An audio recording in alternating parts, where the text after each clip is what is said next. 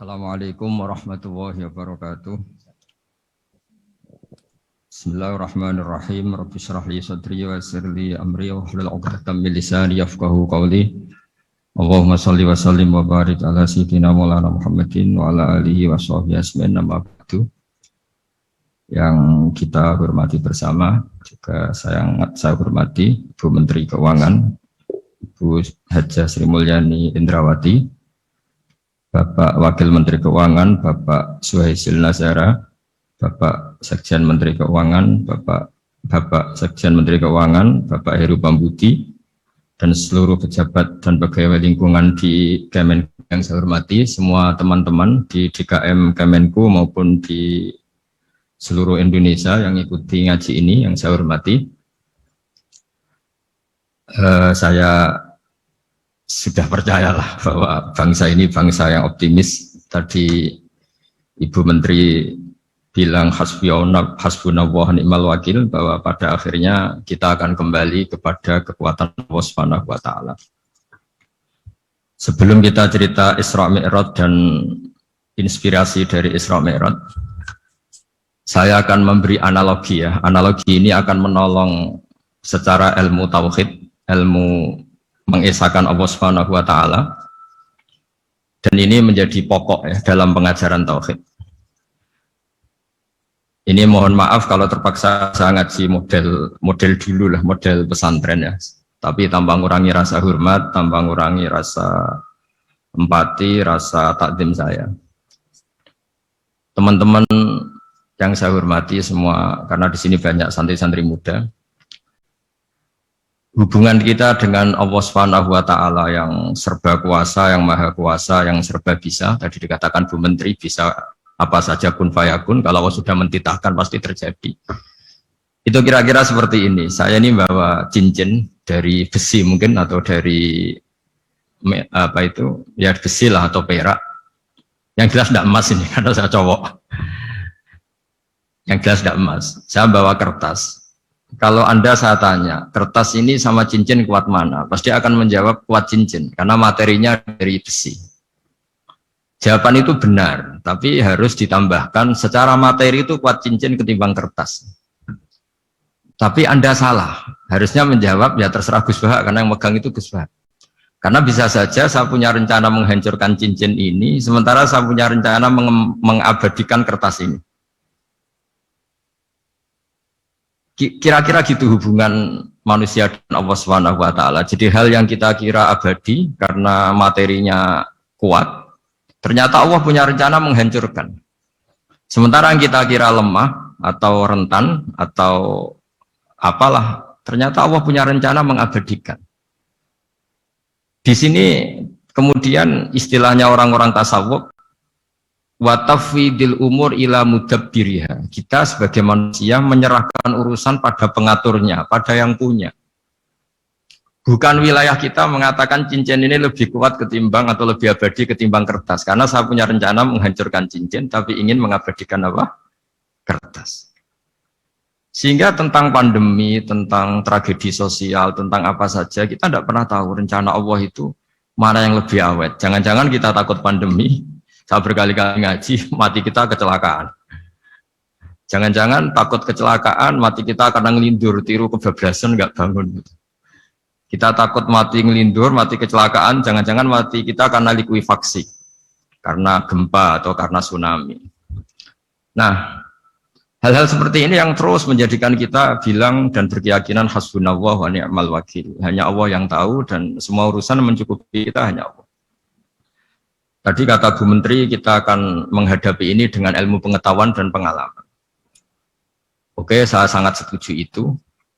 Tapi lagi-lagi bangsa ini dan seluruh tren dunia itu, kalau misalnya baru tsunami, ya semua orang ramai ketakutannya pada tsunami.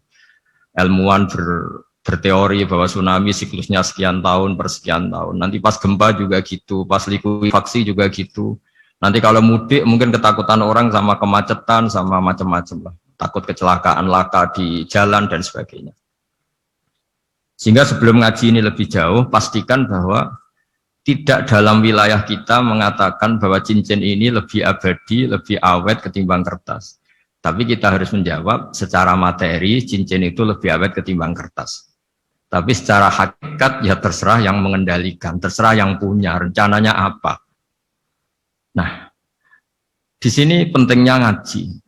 Karena dari ngaji itu kita akan kembali ke ma'rifatullah, ngerti Allah yang sebenarnya. Sebab itu di surat Isra disebut pada akhirnya ngaji itu apa? Subhanalladzi asra bi 'abdihi lailam minal masjidil haram ilal masjidil aqsa alladzi barakna haulahu.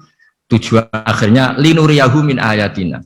Bahwa Mi'raj itu hanya bagian kecil yang dingertikan kita betapa dahsyatnya kekuasaan Allah Subhanahu wa taala. Betapa tidak terbatasnya kemampuan dan kebisaan dan kudrahnya Allah Subhanahu wa taala. Makanya masih dikatakan min ayatina, itu masih sebagian kecil dari ayat-ayatku kata Allah. Lalu dalam surat Kahfi diterangkan, ketika orang kagum dengan Ashabul Kahfi yang bisa tidur dalam keadaan hidup 309 tahun atau Masehinya 300 tahun, kalau Hijriahnya 309 tahun. Itu mungkin kalau kita ilmuwan, ahli baksil ya, atau ahli apalah, itu mungkin lebih kagum tentang nyamuk. Saya berkali-kali bilang, andaikan kita sepakar-pakarnya, terus disuruh bikin nyamuk itu, nggak usah bikin nyata hidup, bikin patungnya saja. Nyamuk itu sekecil itu, kemudian punya jantung, jantungnya punya urat, uratnya punya kuman, kumannya juga punya urat. Bayangkan saja sudah tidak bisa. Sehingga ketika orang tak kagum sama Ashabul Kahfi, kata Allah, am hasibta anna ashabal kahfi warraqi kanu min ayatina ajaba. Apa kamu kagum tentang Ashabul Kahfi dan batu-batu yang dipahat di situ? Bukankah dalam kekuasaan kami ada yang selalu menakjubkan? Artinya, andaikan kita ilmuwan tentang embriologi, tentang hewan, tentang kuman, mungkin cerita tentang nyamuk itu lebih dahsyat ketimbang tidurnya Ashabul Kahfi yang 309 tahun. Karena kemampuan Allah menciptakan nyamuk yang kecil, sangat kecil, super kecil, kemudian kecil itu ya punya jantung tentu lebih kecil lagi, belum uratnya jantung itu, belum nyamuk juga di dalamnya menyimpan calon-calon keturunannya, kayak apa kecilnya lagi. Nah, di sini Allah mengingatkan kita, innallaha la yastahi ayyadriba matsalam ma fa'udatan fama faqaha. Allah tidak pernah malu jika dalam menunjukkan kekuasaannya Allah memberi contoh seekor nyamuk. Karena nyamuk ini andaikan kita, tadi saya ulang lagi, andaikan kita ilmuwan yang nekuni itu, strukturnya bisa melihat, bisa nyari pasangan hidupnya, dan bisa hamil, bisa melahirkan, atau bisa menelur dan sebagainya, maka kita akan kagum sekagum-kagumnya betapa kita di depan kekuasaan Allah Subhanahu wa taala tidak siapa-siapa, dan akhirnya kita ikrar-ikrarnya asyhadu alla ilaha illallah, bahwa tidak ada kekuasaan selain kekuasaan Allah Subhanahu wa taala.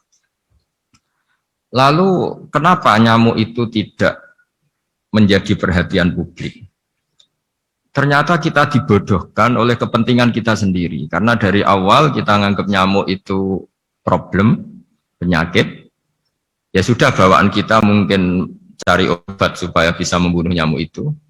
Atau melihat nyamuk itu sebagai problem, bukan sebagai ayatun min ayatillahi ta'ala, sebagai tanda-tanda kebesaran Allah Subhanahu wa ta'ala. Sehingga akhirnya manusia itu butuh yang namanya mukjizat dahsyat yang mudah dilihat, mudah dirasakan. Akhirnya kita tahu dalam sejarah para nabi, Nabi Musa minta mukjizat Laut Merah dibelah sehingga bangsa Israel bisa melewati kejaran Fir'aun dan sampai selamat dari kejaran Fir'aun. Nabi Soleh umatnya minta keajaiban, yaitu onta keluar dari batu besar. Dan Nabi Soleh menuruti, akhirnya ada unta yang keluar dari batu besar. Begitu juga nabi-nabi sebelum itu atau setelah itu, Selalu ada mukjizat yang memang manusia tidak mampu. Nah, kata tidak mampu ini yang semua umat para nabi tidak akan seunggul umat Nabi Muhammad SAW. Karena kita sebagai umat Rasulullah SAW untuk merasa tidak mampu itu tidak harus hal-hal seperti membelah laut, tidak harus hal-hal seperti onta keluar dari batu, tidak harus hal-hal yang dahsyat kayak tongkat Nabi Musa menjadi ular besar yang menelan semua sihir-sihirnya Fir'aun. Kita sebagai umatnya Nabi selalu tiap hari bilang innallaha ala kulli syai'in qadir, hanya Allah yang mampu. Allah mampu atas segala hal. Melihat nyamuk kita iman, melihat hal-hal kecil. Karena kita ketika melihat nyamuk itu mesti kita itu kok hebat nyamuk, tanpa rapat, tanpa ada gaji dari Kemenku bisa populasinya dijaga. Padahal musuhnya banyak. Musuhnya nyamuk itu umat manusia yang katanya makhluk paling cerdas di dunia. Tapi tidak juga bisa menghabisi nyamuk. Mungkin mereka juga patrus untuk menjaga ketahanan populasinya. Jadi, andai kan kita pakai ayat tadi, innallaha la yastahi ayyadriba masalam ma ba'udah. Allah itu tidak pernah malu untuk menunjukkan kekuasaannya. Cukup misalnya kita belajar tentang nyamuk. Sudah sekecil itu punya mata, matanya punya saraf, punya urat. Terus kecil apa? Begitu nyamuk sendiri punya kuman. Kalau nyamuk sendiri kecil, terus kumannya sekecil apa? Terus organ tubuhnya seberapa? Ini sudah kedahsyatan yang luar biasa yang menjadikan kita iman. Innallaha ala kulli syai'in qadir. Allah sendiri yang maha kuasa. Sehingga kembali ke tadi, peristiwa Mi'raj yang super dahsyat pun kata Allah masih dikatakan linuriyahu min ayatina. Hanya untuk menunjukkan sebagian dari ayat-ayatku, bukan mewakili semua ayat-ayat kekuasaan Allah Ta'ala, tapi sebagian. Min itu tab'id sebagian. Lalu sebelum kita jauh belajar, kita sendiri juga, saya sendiri masih belajar. Kehebatan Rasulullah SAW, Nabi akhir zaman, kenapa hebat? Itu diantaranya adalah karena mukjizat tongkat itu pada akhirnya diletakkan di museum. Orang melihat, terus gaya-gayanan kuat ke Turki, atau bisa melihat langsung di museum. Dan setelah melihat, kadang-kadang kita ragu, masa tongkat ini betul itu. Kalau setelah misalnya yakin, bisa dipakai lagi enggak ya? Jadi hal-hal yang mengundang pertanyaan sekaligus keraguan. Beda dengan ajaran Rasulullah Muhammad SAW. Ketika Nabi cerita betapa kekuasaan Allah itu super dahsyat, buktinya ya nyamuk tadi. Kayak apa susahnya bikin nyamuk? Sudah kecil, punya organ tubuh tentu lebih kecil, punya urat lebih kecil lagi, punya kuman yang lebih kecil lagi, dan kuman itu juga punya organ tubuh lebih kecil lagi. Itu mbok kamu tidak usah ke Turki, kamu hidup di kampung, di pedalaman, sudah menyaksikan Anallaha ala kulli syai'in qadir, bahwa Allah itu maha kuasa. Nah, ngaji bareng ya, ngaji seperti ini. Saya termasuk kiai yang selalu berkampanye supaya orang ikrar seikrar-ikrarnya bahwa kita ini di tangan Allah Subhanahu wa taala. Saya kemarin-kemarin ngaji sama orang-orang Grab, juga barusan 3 hari yang lalu, 4 hari yang lalu ngaji sama teman-teman disabel atau difabel. Karena mereka kalau dibahasakan disabel nggak mau, tapi komunitas internasional minta dis pakai bahasa S, tapi kita di Indonesia pakai difabel. Akhirnya kita tahu, ternyata orang yang kita kira menderita karena fisiknya, ternyata kadang lebih bahagia. Karena Allah bisa mengalihkan pikiran untuk positif. Saya berkali-kali guyon di depan para tamu. Saya pernah punya tamu itu perempuan nggak cantik miskin lagi. Ini nyata ini, Gus doakan supaya suami saya kaya. Terus saya bilang, memangnya kalau sudah kaya ngapain itu? Ya paling tidak rumah saya diganti, mobil saya diganti. Tapi nanti akhirnya evaluasi Anda juga ingin diganti. Gitu. Karena setelah rumahnya mewah, pakai mobil mewah, pasti yang dievaluasi bukan rumah dan mobil, tapi Anda. Kok nggak pas ya wajah gini di rumah saya? Gitu. Kok nggak pas wajah gini di mobil mewah? Akhirnya ibu-ibu tadi sudah Gus nggak jadi. Jadi mungkin barokahnya pandemi itu nanti Ibu Menteri itu jadi kelihatan hebat karena ada pandemi kok Indonesia bertahan itu. Tapi kalau nggak ada pandemi kan ya biasa aja, memang normal. Gitu. Kiai juga gitu, diuji santri yang kadang beling, umat yang nggak jelas. Itu memang ujiannya. Kalau nggak ada ujian ya nggak keren. Kayak ya biasa aja lah kita adepin, ya kita tadi kata Bu Menteri ya kita ikhtiar dan berdoa. Lalu saya ulang lagi. Jadi logika itu bisa pakai analogi. Analoginya tadi, salah Anda kalau mengatakan cincin ini lebih kuat ketimbang kertas. Yang benar adalah secara materi ini lebih kuat ketimbang kertas. Tapi soal nanti kekuatannya sampai kapan terserah yang punya. Bisa saja saya punya rencana besok ini saya luluhkan, saya hancurkan, yang ini saya simpan. Kayak apa dulu dinosaurus itu kuatnya kayak apa? Habis. Ayam yang selemah itu sampai sekarang masih.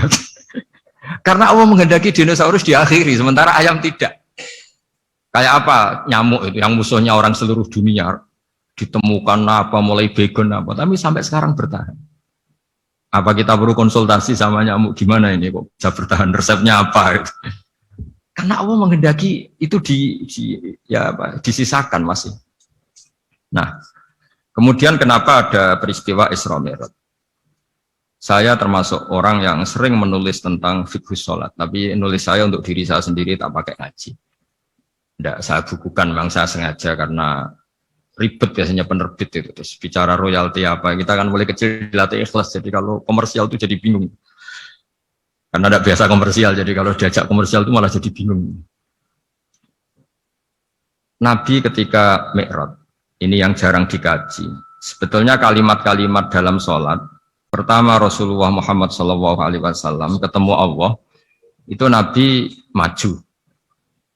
Maju ini Jibril sebenarnya mau ikut. Karena Nabi bilang, ya Jibril jangan tinggalkan saya sendiri. Terus kata malaikat Jibril, sudah makam saya sampai sini, kelas saya sampai sini aja. Enggak, kamu harus nemani saya. Ketika memaksa nemanin, beliau tidak kuat. Di beberapa rawat jelaskan sampai beliau pingsan, sampai beliau tidak sadar. Akhirnya terus ada ayat, wa ma minna illa lahu maqamun ma'lum. Kita punya kelas tertentu yang enggak levelnya sampai sana. Akhirnya Nabi masuk wilayah itu, area itu, dan Nabi ngendikan at-tahiyatul mubarakatus sholawatut thayyibatulillah. Kira-kira maknanya semua kehormatan, semua kebaikan, semua yang bersembah suci itu milik Allah Ta'ala. Lalu Allah menjawab, assalamu alayka ayyuhan nabiyyu wa rahmatullahi wa barakatuh. Bahwa kamu Muhammad mendapat salam dari saya, mendapat semua kehormatan, semua keselamatan. Kemudian Nabi itu karena sebagai hamba yang tidak egois, tidak ingin kalau nikmat dirasakan sendiri, tidak ingin kalau sedang senang beliau sendiri yang merasakan, beliau ngendikan assalamu alayna wa ala ibadillahi sholihin. Ya Allah tolong bahwa status selamat itu tidak hanya milik saya, tapi milik siapa saja yang soleh. Soleh itu ya sesuai kelas masing-masing. Setelah itu para malaikat melihat kebaikan Nabi yang seperti ini, melihat mentalnya atau keinginannya yang luar biasa untuk baik kepada semua orang, wa ala ibadillahi sholihin. Terus malaikat saat itu rame-rame bersaksi asyhadu alla ilaha illallah wa asyhadu anna muhammadar rasulullah. Catatannya apa di sini? Bahwa ternyata kesaksian tentang syahadat itu dimulai rasa tidak egois. Merasa bahwa rahmat ini harus dirasakan semua orang. Wa ma arsalnaka illa rahmatan lil alamin. Jadi rahmat ini harus dirasakan banyak orang. Kita tahu misalnya Islam melarang narkoba misalnya. Memang narkoba itu mengganggu. Hampir semua kecelakaan rata-rata faktor supir itu narkoba. Begitu juga pembunuhan yang sadis, rata-rata efek dari pengaruh narkoba. Sehingga Islam keras sekali tentang narkoba. Dan alhamdulillah di Indonesia ditangani BNN yang sangat serius melawan narkoba. Nah, keputusan Islam melarang narkoba itu keputusan yang luar biasa, yang menjadi berkah bagi semua. Begitu juga keputusan Islam tentang melarang zina, melarang perbudakan, melarang penipuan. Dan Islam mendukung misalnya gerakan nikah, gerakan adil, gerakan keseimbangan dan kemanusiaan. Sehingga agama ini akan dinikmati siapa saja, karena ajarannya.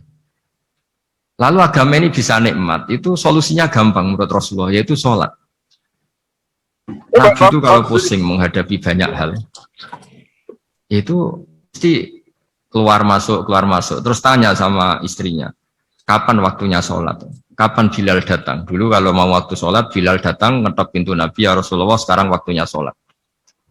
Itu Nabi membahasakan sholat itu unik. Ini tentang Mi'raj ya, karena hasilnya ya sholat tadi. Arikhna ya Bilal. Arikhna itu tolonglah bikin nyaman saya dengan sholat. Sebelum kita belajar sholat secara serius, gampang. Kalau kita misalnya menteri atau kita ajudan atau kita apa, kayak apa asiknya kita kalau ngomong-ngomong sama presiden, ya, bercengkrama dengan presiden atau dengan menteri atau dengan kiai, dengan atasan. Sholat itu media di mana kita asik dengan Allah Ta'ala.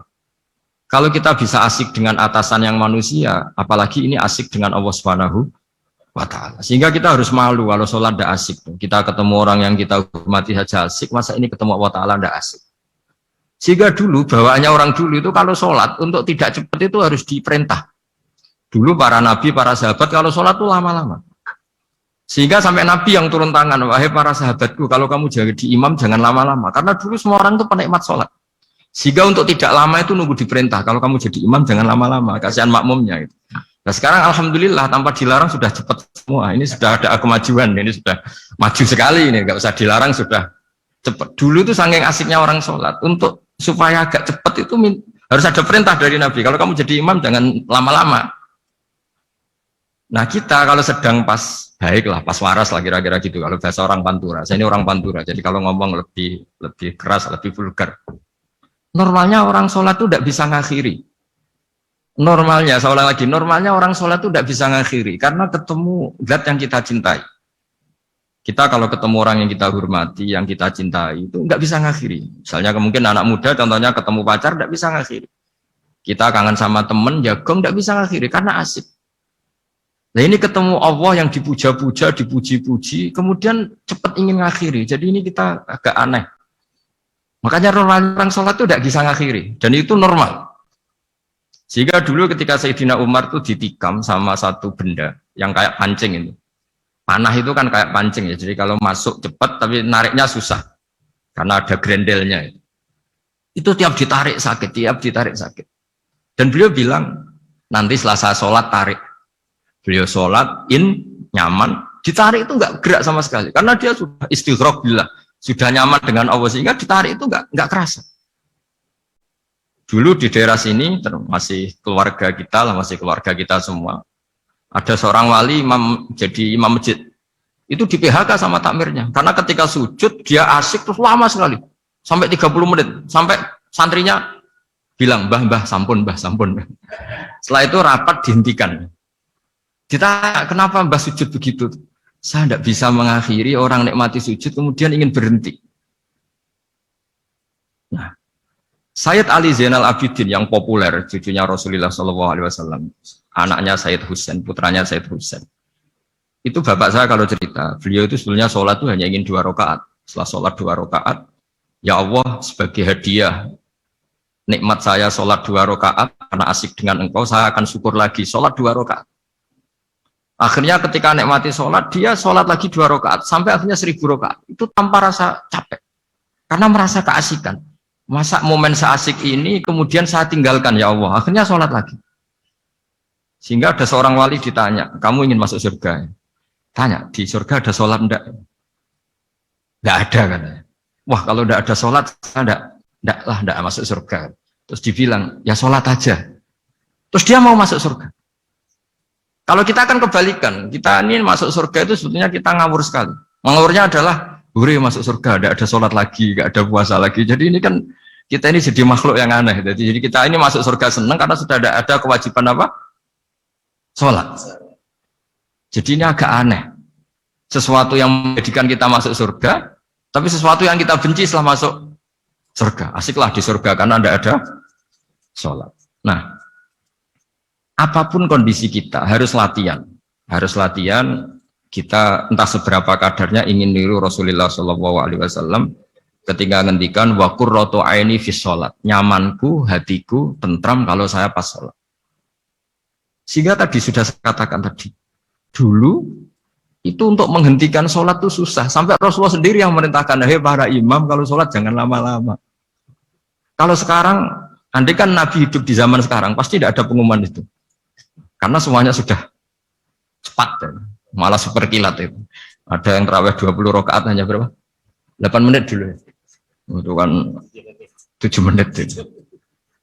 Nah kalau sampean tanya saya, kenapa sholat begitu asik? Yaitu tadi kita diajari analogi. Analogi itu ya kias. Jika kita bisa asik ngomong sama orang yang kita cintai, bisa orang tua, bisa anak, bisa cucu, itu rasanya mengakhiri itu nggak bisa. Karena bawaannya asik. Gitu. Apalagi ini kita munajat, bercengkrama dengan zat yang kita butuhkan sebelum kita ada, sampai setelah kita ada, sampai setelah kita tidak ada. Kita semua akan hasbunallah wa ni'mal wakil. Sehingga dulu bawaannya orang dulu itu, saya cerita sedikit. Ada orang mau meninggal, namanya Umar bin Abdul Aziz, itu Khomisul Khulafa, orang yang terkenal adil. Ketika mau meninggal, senangnya bukan main. Ditanya, kenapa engkau senang? Memangnya kalau saya mati mau kemana? Ketika saya hidup dengan segala nikmat itu ya karena Allah Ta'ala. Saya nanti mati ke zat yang sama. Dikelola oleh zat yang sama, yaitu Ar-Rahman Rahim. Dulu saya disayangi Allah, paling setelah mati juga disayangi Allah. Karena yang jadi Tuhan setelah mati, Tuhan yang sama ketika di dunia, yaitu Rahman Rahim. Cerita legenda yang lebih dasar dari itu, masyhur itu Jalaluddin Ar-Rumi. Ketika dia mau meninggal, semua muridnya nangis, beliau marah. Kenapa kamu menangis? Ya karena guru mau meninggal. Kamu itu ngawur sekali. Saya ini sudah lama menunggu hari seperti ini, bisa ketemu zat yang saya cintai, malah kamu menangis. Ayo kamu nari sebagai pesta kematian saya. Tapi ini nggak bisa ditiru ya, karena kalau kita niru, nggak usah dilarang juga nggak bisa niru kayak kita. Cuma saya maklumatkan jangan ditiru, meskipun nggak usah dilarang juga nggak akan bisa niru. Sehingga orang-orang dulu itu bawaan kalau mau kabundut itu ya asik. Rasulullah Shallallahu Alaihi Wasallam ketika mau wafat, intakola ila rofiqil a'la, itu ditanya sama istri-istrinya. Lalu engkau mau kemana? Kata Nabi, sebelum sekian hari, beliau setiap khutbah ngendikan, ini ada hamba yang disuruh milih Allah antara di dunia dan bertemu Allah. Kalau kamu jadi hamba itu milih mana? Di dunia yang penuh problem ini, apa milih ketemu Allah yang Rahman Rahim? Yang hubungannya dengan kamu itu ngasih dan ngasih. Kamu nggak mungkin kan hubungan dengan Allah memberi, kamu bisa apa? Kita hubungan dengan Allah pasti hanya mendapat. Dikasih nyawa, dikasih oksigen, dikasih bumi tidak bayar, dikasih air juga tidak bayar. PDAM dikelola siapapun bayar, oksigen di rumah sakit bayar. Hubungan kita dengan Allah tidak pernah bayar oksigen, tidak pernah bayar sewa bumi. Punya kolam renang laut seluas itu ya tidak pernah bayar. Udah gitu kolam renangnya menghasilkan ikan. Kalau kita kan semuanya utang jasa sama Allah, dan reputasi Allah itu dengan kita hanya memberi, tidak pernah meminta. Akhirnya hubungan-hubungan inilah yang menjadikan terus semua sahabat jawab, ya kalau kita jadi hamba itu pasti milih Allah lah. Jadi Nabi itu saking pinternya orang, supaya orang siap dengan keberangkatan beliau itu dibikin satu taksis, satu apa ya, kalau orang Jawa bilang itu dikai persemon, dikai mukaddimah. Supaya orang-orang itu siap kalau Nabi ngendikan. Kalau kamu seorang hamba disuruh ketemu Allah sama hidup di dunia yang fana ini, milih mana? Ya milih ketemu Allah. Ketika akhirnya Rasulullah wafat, ternyata orang itu adalah Rasulullah. Ya akhirnya sahabat bilang, ya iyalah masa dengan kita sama Allah milih ketemu kita, pasti milih ketemu Allah. Nah, sholat itu mi'rajul mu'min, sholat itu adalah cara seperti itu. Kita manja dengan Allah meskipun dengan segala problem, ketika itidal kita tetap memaklumatkan Rabbana lakal hamdu mil'us samawati wa mil'ul ardi wa mil'u ma syi'ta min syai'in ba'du. Engkau zat yang selalu layak dipuji di langit maupun di bumi. Dan langit bumi ini karena terbatas masih ditambahi wamil umasyi tamin seimbadu. Dan seluas apa saja engkau kehendaki. Apapun hebatnya langit bumi ini tetap terbatas, ada ruang dan waktu. Makanya ditambahi wamil umasyi tamin seimbadu. Dan segala puji ini memenuhi semua yang engkau kehendaki. Saya berkali-kali bilang kalau hubungan dengan Allah nyaman, caranya gitu. Kalau kita sakit, bayar oksigen. Kalau kita butuh air, bayar PDAM. Allah itu tidak pernah nyuruh kita bayar. Apa saja hubungan dengan Allah. Nah, sholat itu maklumat bahwa kita apapun problemnya, alhamdulillah rabbil alamin. Kita maklumatkan terus bahwa kita bersyukur. Lalu kita Rabbana lakal hamdu. Makanya saya sering kalau disuruh Gus doain supaya pandemi cepat berlalu. Saya ini kan kalau kiai ya. Kiai itu apa ya? Saya pernah di Jogja pas gempa. Ya, orang-orang ya susah. Saya ini caranya susah saja sampai tidak tahu karena bukan karena sombong ya, karena ya mau apa gitu. Memang nggak bisa apa-apa kan kita manusia. Jadi saya mohon sholat ini jadi media yang luar biasa. Jadi di antara makalah Imam Syafi'i paling terkenal itu fasihan idama kana fi dzikri rabbih wa fi ma siwahu kana fin nasi ajama. Orang baik itu orang yang fasih. Fasih itu lantang dan cerdas dan vulgar dan nyaman ketika ngomong tentang Allah. Sholat itu semua hubungan kita ngomong dengan Allah. Misalnya kabira walhamdulillah kabira. Hanya engkau yang maha besar ya Allah. Orang yang katanya terkuat di dunia karena presiden superpower misalnya. Nyatanya waya mati ya mati. Kalau nggak makan lemes. Jadi orang kita sadar. Yang katanya orang terkuat, paling hebat. Kalau nggak makan lemes. Artinya ternyata hanya sekuat itu. Dia bisa instruksi seluruh dunia misalnya untuk apa ya. Tapi coba apa dia kuat gak makan 2 hari. Makanya hikmah puasa itu orang tahu. Ternyata makhluk yang paling mulia itu manusia. Kalau gak makan nasi 1 piring itu ya mati. Berarti hidup nasi sama manusia. Nanti kalau nasi bilang saya tidak butuh kamu. Tapi kamu butuh saya. Itu habis kita sudah. Makanya ketika ada orang yang mempertuhankan manusia itu Allah cara menafikan itu hanya bilang kana yakulani to'am. Yang kamu tuhankan itu makan. Hanya makan itu kalau dia tidak makan lemes. Jadi kiai itu atau manusia-manusia yang dekat Allah al-afillah itu ketika mengatakan kabira walhamdulillah katsira subhanahu wa bukrata wa asila itu kelihatan. Makanya Quran kalau mencibir kita falola in kuntum ghaira madidin tarji'unaha in kuntum shadiqin. Kalau kamu merasa dikjaya, mbok jangan mati, mbok jangan tua. Sudahlah hidup terus. Dikjaya kok mati gak keren. Orang top kok mati itu gak keren. Jadi apa cara gojlek itu ya sudahlah. Kalau kamu hebat jangan mati gitu. Nah, sholat tuh mengingatkan itu terus.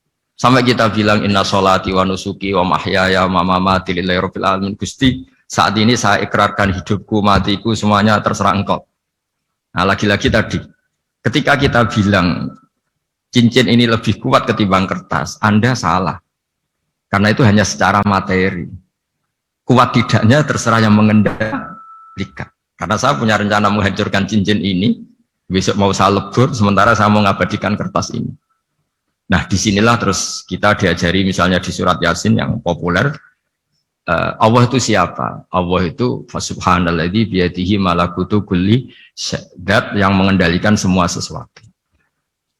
Makanya sholat itu menjadi penting. Saya sendiri termasuk orang yang jarang imami ya, saya selalu jadi makmum.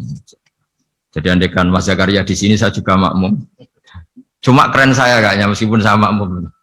Karena saya kalau makmum itu bisa ingat Allah terus. Kalau imam itu enggak jaga image. Karena malu kan, misalnya di masjid kementerian terus sholatnya kok cepet nanti dikira enggak ustadz betulan itu. Kalau ulama ternyata banyak urusan jadi banyak berpikir gitu.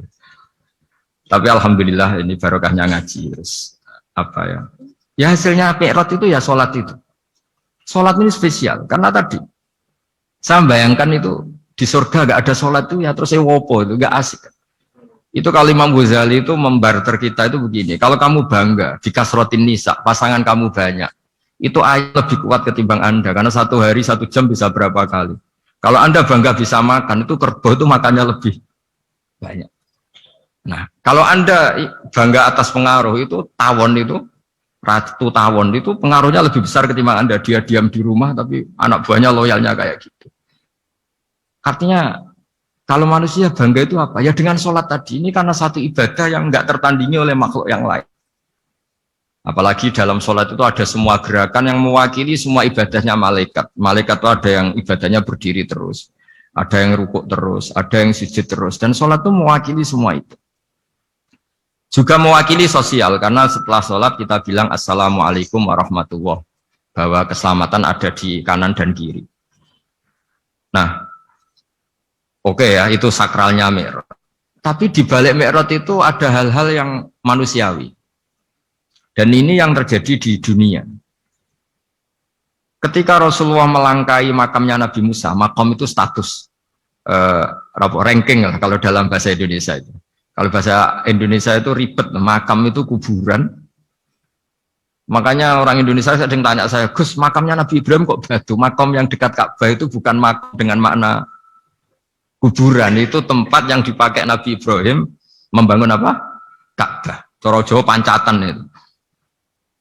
Nabi Musa itu gak terima, komplain sama Allah. Ya Allah, ini lebih junior ketimbang saya. Kenapa makamnya melangkahi saya? Ini tidak fair. Jadi di mana-mana manusia itu kalau disalib junior itu ya tidak terima. Ya ada manusianya. Terus ditanya sama malaikat Jibril, kenapa kamu gak terima? Ini orang Israel, kadung ngira saya ini nabi paling top. Ini kalau sampai konangan saya kalah sama Muhammad tuh malu saya kata. Jadi artinya ya ada sisi manusia. Itu ada kitabnya. Terus, ya tapi memang Nabi Muhammad lebih top ketimbang kamu. Memang dia nabi pilihan, Sayyidul Awalin wal Akhirin. Oke, kalau saya kalah dengan dia gak apa-apa. Tapi umatnya jangan ya. Maksudnya umatnya bangsa Israel harus lebih top ketimbang kita. Makanya orang Israel sampai sekarang begitu itu ya memang ada sanatnya, nggak mau kalah. Karena usulnya Nabi Musa memang nggak boleh kalah. Terus kata Allah, ya tidak bisa. Memang yang paling top tetap umatnya Muhammad, bukan umat kamu. Tetap kamu kalah. Sehingga setelah kalah dan menang itu kita terus tidak tahu. Misalnya begini ya, penemu komputer atau penemu mobil sama yang beli mobil itu hebat mana? Kalau bicara keilmuan ya hebat penemunya. Tapi kalau bicara kapitalistik, udah bikinkan mobil yang mewah gini-gini, nanti tanggal ini jadi ya. Hebat mana yang nyuruh sama yang disuruh? Kalau logikanya pakai gitu. Hebat mana yang nyuruh sama yang disuruh? Artinya, kamu milih jadi mana? Penemu mobil, hebat kan? Tapi terus sama orang kaya diminta, bikinkan ini, speknya seperti ini, selesai gini. Hebat mana? Nyuruh sama disuruh? Menyuruh. Tapi yang nyuruh tidak bisa bikin mobil, yang disuruh bisa. Pinter mana? Pinter yang disuruh. Tapi pertanyaannya, wong bisa nyuruh ngapain bikin sendiri? Pinter mana? Ini mohon maaf karena di sini banyak orang nggak jelas-jelas juga. Artinya terus subjektivitas manusia ini tetap ada gitu. Kalau bisa beli ngapain bikin gitu. Tapi kalau bisa bikin ngapain beli. Nah mungkin perdebatan di kementerian atau di yayasan atau di kampung-kampung atau di apa mesti begitu. Dan itu di Mi'raj juga digambarkan. Digambarkan bahwa antar nabi ini ya ada kompetisi. Wa fi dzalika falyatanafasil mutanafisun. Tapi bedanya nabi dengan kita itu satu. Nabi itu kalau keliru dengan tanda petik, Nabi itu kalau keliru itu jadi berkah. Itu bedanya kita. Kalau kita keliru kan keliru betul. Kalau Nabi itu tidak kelirunya itu jadi berkah. Ini saya punya dua contoh kalau boleh dibahasakan ya kekeliruan Nabi atau dengan tanda kutip kekeliruan Nabi. Tapi saya ulang lagi dengan tanda kutip. Nabi Musa itu ketika Nabi Muhammad ditanya, kenapa kamu dipanggil jauh-jauh? Disuruh sholat 50 rakaat. Nabi Ibrahim nggak komplain karena beliau nabi yang baik. Semua nabi nggak komplain kecuali Nabi Musa. Kata Nabi Musa, jangan Muhammad, kebanyakan itu. Bilang ke Allah supaya didiskon. Ya. Nabi kembali sama Allah, ya sudah tak kurangi 5. Turun lagi masih berapa? 45, masih kurang. Itu sampai 9 kali. Akhirnya terkurangi berapa? 45 rakaat. Itu Nabi Musa masih bilang, udah minta lagi keringanan. Itu kalau diruti nggak jadi sholat kan, kalau satu lagi kan masih terus hilang itu kewajiban sholat. Nah, Nabi Musa sebetulnya itu bukan karena kasihan kita, bukan dia nggak empati dengan kita, beliau udah empati sama kita, tapi gara-gara Muhammad, umatku yang lebih kuat, lebih ganteng aja nggak mampu melakukan sholat 50 rakaat, apalagi umatmu. Dia memang orang Israel kan ganteng-ganteng, kuat-kuat, jadi dia pede. Umatku yang lebih keren, lebih ganteng saja gak kuat, apalagi umatmu. Jadi sebetulnya dia minta keringanan itu karena corong Jawa ngeprekno kita, menyepelekan kita bahwa makanya saya ingin memberitahu Nabi Musa kalau ada umatnya Rasulullah yang namanya Sayyid Ali Zainal Abidin yang satu hari sholat 1000 rakaat. Jadi nanti kalau ketemu Nabi Musa, ini 50 aja, ini kuatnya malah 1000. Nah akhirnya tapi barokahnya Nabi Musa yang sentimen ini, sholat gak jadi 50, tapi 5. Itu bedanya Nabi sama kita. Ada contoh yang lebih ekstrim, kelirunya Nabi itu Nabi Yunus. Nabi Yunus, tapi keliru yang barokah, saya ulang lagi. Nabi Yunus itu memaklumatkan ke masyarakatnya, nanti itu kalau kamu tidak nurut sama saya ada azab. Anggap saja azab itu hari Kamis. Besok hari apa ya? Besok hari Kamis ya? Besok hari apa? Lupa hari ya. Rebu apa Kamis? Besok. Lupa hari. Kata Nabi Yunus, 3 hari lagi akan ada azab. Tapi kurang 2 hari, kurang sehari umatnya masih dalam kemungkaran, dalam kemaksiatan, masih hura-hura. Akhirnya Nabi Yunus bilang, sudah ini tinggal sehari itu mampu ada azab. Tapi mereka tetap hura-hura. Akhirnya Nabi Yunus itu, coro Jawa itu minggat. Memang bahasa Arabnya abako. Abako itu pergi yang tidak pamit. Itu kalau kamu cari di kamus, abako itu maknanya itu minggat, pergi yang tidak pamit. Sama Allah dibahasakan abako. So, wong ra bener kabeh, udahlah tak tinggalkan. Setelah ditinggalkan, Nabi Musa disalahkan sama Allah. Kamu itu Nabi tidak diperintah hijrah kok. Hijrah. Syaratnya Nabi kan mengambil keputusan apa saja berdasar wahyu. Tapi tanpa ada perintah wahyu, dia tetap keluar dari kampungnya itu. Keluar sama Allah disalahkan. Wong Nabi kok minggat. Akhirnya ketika dia di kapal, di perahu itu, dulu itu ada mitos, kalau ada perahu mau tenggelam pasti ada yang minggat, diundi. Sampai 3 kali yang keluar dia, akhirnya tahu diri nyemplung. Nyemplung terus ditelan ikan nun. Pokoknya ikan besar lah. Diberi sanksi sama Allah, karena dia Nabi kok melanggar, diberi sanksi ditelan ikan nun. Telan ikan nun karena beliau seorang Nabi, perutnya ikan itu jadi masjid, dia baca tasbih terus. Tapi barokahnya dia minggat tadi, asbako. Akhirnya 1 hari itu mau ada azab besar itu orang-orang nginceng rumahnya dia. Diinceng. Kalau betul ada azab, pasti orang ini lari. Masa ada azab dia di sini? Diinceng ternyata gak ada. Wah berarti bener ini ada azab. Buktinya dia gak ada. Katanya. Jadi unik. Akhirnya dicinceng gak ada terus dia, wah berarti ada azab betul. Hari itu masyarakatnya tobat semua karena ini ada azab betul. Buktinya Nabi Yunus sudah lari, berarti dia ada ingin kena. Padahal dia lari itu karena mangkel punya umat yang nggak nurut tadi. Wah sudah, setelah sekian hari dia cari-cari kabar. Umatku itu kena azab nggak? Ternyata berita yang masuk dulu udah ada medsos, udah ada WA. Dulu itu nggak ada itu. Dengar kabar kalau umatnya tuh nggak kena azab karena 1 hari sebelum ada azab tobat semua. Terus dia nggak berani pulang. Karena ada hukum sosial di sana, kalau ada orang bohong hukumnya dibunuh. Berarti terus beliau berpikir, saya tidak bohong, katanya ada azab kok. Masyarakat saya baik-baik saja. Waktunya setiap ketemu kaumnya dia lari karena takut dibunuh. Ternyata kaumnya sudah iman semua, mau ngejar dia dijadikan imam. Akhirnya, oh iya ya. Jadi itu bedanya Nabi sama ndak. Jadi Nabi itu kalau keliru, kelirunya itu barokah. Makanya kita tidak usah ikut keliru, karena keliru kita ini pasti tidak barokah. Ya musibah. Jadi dulu ceritanya Anteng juga gitu. Yang namanya istri 2 itu kan cemburu. Pertama Nabi Ibrahim punya istri namanya Sarah. Terus lama-lama karena belum punya anak, terus sama Sarah sendiri yang nyuruh supaya nikahi Hajar. Setelah punya anak cemburu. Kata Sarah, pokoknya saya nggak terima kalau kamu tidak ngelukai Hajar. Mulai dulu lelaki itu sudah pinter ngotak-ngatik. Kalau dilukai pipinya nanti tidak cantik. Apa ya, yang penting lukai tapi tetap cantik. Terus ada Anting itu. Anting itu dulu ceritanya itu dilukai tapi tambah cantik. Nabi Ibrahim akhirnya melukai. Seneng Sarah karena sudah dilukai. Ternyata barokahnya dilukai itu jadi Anting yang mempercantik perempuan.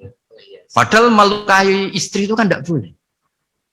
Tapi ini Nabi, ada saja cara yang dipilihkan Allah untuk, ya tadi, keliru saja barokah. Itu bedanya Nabi sama kita. Makanya disebut mimbabi hasanatil abrar sayyatul muqarrabin. Jadi Nabi sama seperti Nabi Adam. Nabi Adam itu dilarang Allah, nggak boleh makan khuldi. Akhirnya makan, terus harus hidup di dunia, terus jadi dunia seperti ini. Tapi itu menjadikan harapan seluruh dunia, bahwa Allah itu maha baik. Ketika ada yang diberi sanksi, tetap diminta tobat dan dianjurkan tobat, dan Allah berjanji setiap yang tobat pasti diterima. Sehingga terus kita sampai sekarang nggak pernah putus asa karena sudah diberi contoh bahwa bapak kita yang pernah salah dijanjikan tobat dan Allah pasti menerima tobat itu. Jadi ini bedanya kita dengan Nabi. Jadi semoga lewat pengajian ini atau ngaji bareng ini kita tahu kalau kita ahli astronomi atau ahli meteorik mungkin takut kita kejatuhan meteor. Kalau ahli gempa mungkin takut lempengan kita gini terus gempa. Kalau ahli tsunami takutnya tsunami. Kalau ahli sosial takut chaos. Mungkin yang ahli perbankan takut ras. Jadi kalau nuruti takut ya takut lah. Tapi cobalah kita iman lagi. Tadi kata Bu Menteri sudahlah punya hasbunallah wa ni'mal wakil, ya sudah, Indonesia pasti akan baik-baik saja dan kita akan selalu berharap dengan kecerdasan, dengan ikhtiar, tapi kita akan selalu berdoa kepada Allah Subhanahu wa taala. Saya kira demikian dan mohon maaf, monggo berdoa bareng-bareng. Al-Fatihah. Bismillahirrahmanirrahim. Ar-Rahmanir-Rahim. Maliki yaumiddin.